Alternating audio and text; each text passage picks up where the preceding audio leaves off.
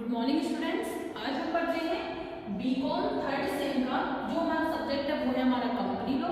And company law में हमारा एक मोस्ट और इम्पोर्टेंट टॉपिक है वो है हमारा सदस्य तथा अंशधारी में अंतर। आप लोगों को बता दें कि इससे पहले वाली वीडियो में हमारी मेंबरशिप ऑफ कंपनी चल रही थी जो कि इससे पहले वाली वीडियो में खत्म हो गई है। आप लोग पिछली वीडियो जाकर देख सकते हैं जिससे आपका कोई भी टॉपिक मिस ना। आज की वीडियो में हम आपको पढ़ाएंगे सदस्य तथा अंशधारी में क्या होता है।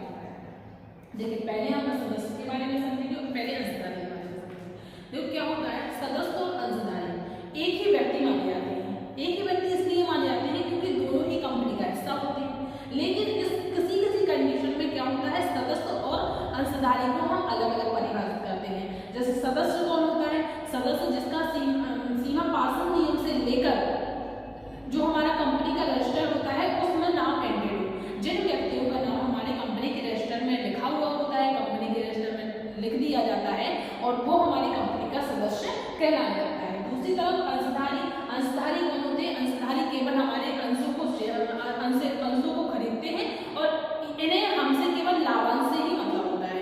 इन्हें इनके अंश का लाभांश मिला ये कंपनी के सदस्य हट जाते हैं। तो कभी कभी क्या होता है, किसी कंडीशन में जो अंशधारी होते हैं वो कंपनी का जो सदस्य होता है वो हमारे ही कंपनी के अंश नहीं खरीदता है, कोई दूसरा व्यक्ति नहीं लेता है। इसी तरीके से जो अंशधारी और सदस्य होते हैं वो डिफरेंट होते हैं। देखो इसमें अंतर पढ़ेंगे। अंतर में सबसे पहले अंतर का लिखने का जो तरीका होता है वो ये होता है, पहले हम लिखते हैं